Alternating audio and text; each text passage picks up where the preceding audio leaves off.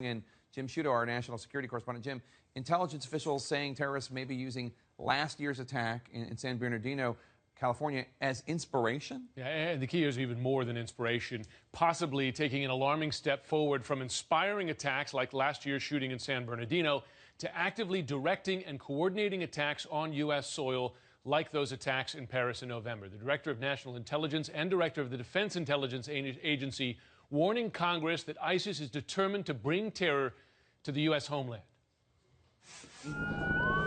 San Bernardino, the deadliest terror attack on U.S. soil since 9/11, inspired by ISIS. Now the nation's top spies warn that the terror group will attempt to direct new attacks on the homeland this year. ISIS leaders are determined to strike the U.S. homeland, beyond inspiring homegrown violent extremist attacks. ISIL will probably attempt to conduct additional attacks in Europe and attempt to direct attacks on the U.S. homeland in 2016.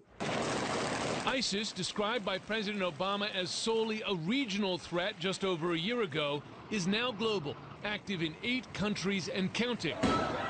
And it has a growing focus on carrying out attacks in the West. Spectacular external attacks demonstrate ISIL's relevance and reach.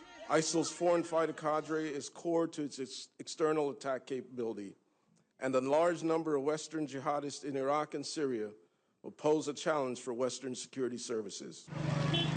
Intelligence officials warn that ISIS is hiding operatives and fighters inside the enormous human exodus from Syria and Iraq to plant terrorists in the West, manufacturing false passports and false identities so their fighters can pose as refugees. One technique they've used is taking advantage of the torrent of migrants to insert operatives into that flow. They also have available to them and are pretty skilled at phony passports, so they can travel ostensibly as legitimate travelers as well. Here in the U.S., the FBI is still trying to unravel the San Bernardino plot for clues as to where and how ISIS might strike next. But investigators have yet to unlock one of the attackers' cell phones, a sign of how violent extremists can go dark using encryption. We still have one of those killer's phones that we have not been able to open. Right? It's been over 2 months now. We're still working on it.